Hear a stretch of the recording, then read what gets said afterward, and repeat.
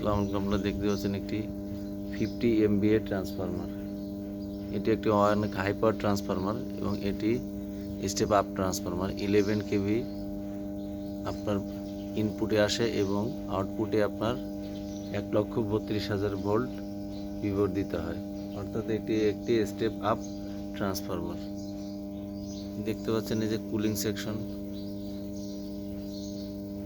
এবং এই যে দেখতে পাচ্ছেন বুশিং, ইনসুলেটরের উপরে হাই ভোল্টেজ লাইন। এই যে দেখতে পাচ্ছেন এই কন্টেনারের ভিতরে ট্রান্সফরমার অয়েল থাকে। এই অয়েলের দ্বারা ট্রান্সফরমারের বড় কয়েল কুলিং হয়। পাশে যে দেখতে পাচ্ছেন এগুলো ফ্যানের মাধ্যমে যদি অতিরিক্ত গরম হয়, এই কয়েলগুলো তখন এই ফ্যান চালুর মাধ্যমে ভিতরের কয়েল ঠান্ডা হয়। এবং এতে অনেক সেন্সর আছে, ট্রিপিং মেকানিজম দেখতেই পাচ্ছেন। এখানে বুকহোলস রিলে আছে, যার মাধ্যমে অতিরিক্ত গ্যাস হলে আপনার ট্রান্সফরমার ট্রিপ করে।